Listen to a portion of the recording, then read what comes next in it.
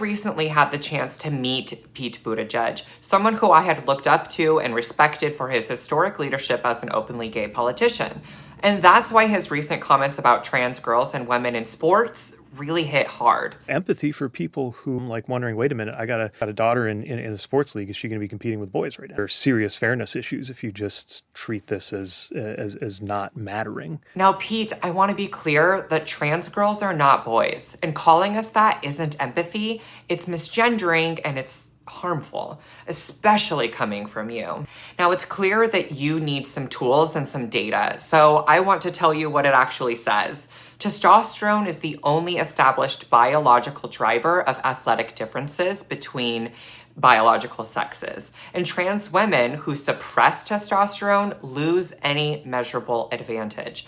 The Canadian Centre for Ethics in Sports confirms that there's no advantage in elite competition. And fewer than 10 of over 500,000 NCAA athletes in the US are openly trans, and at the Olympic level, way fewer. So this is not a crisis, it's a scapegoat.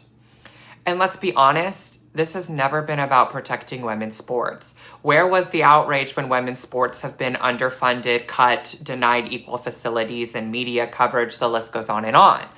Most of the people that really push this narrative have never supported women's athletics, and now they're just trying to use it so they can weaponize it against trans people.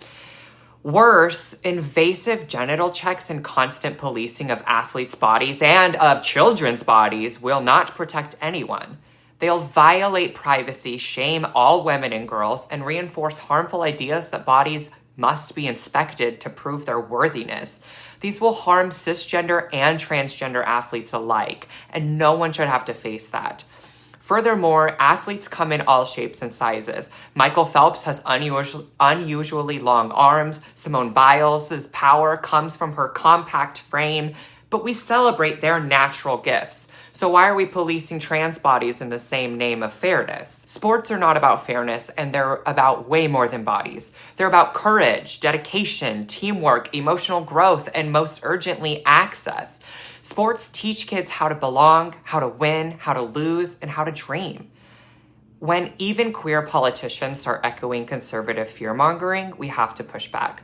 So Pete, I want to call you in to stand firmly with trans people and not to give in to fear or misinformation. Trans people belong in sports, in schools, and in public life, not as a political problem to be managed or as a scapegoat to try to win the next presidency. We are human beings with every right to play and thrive.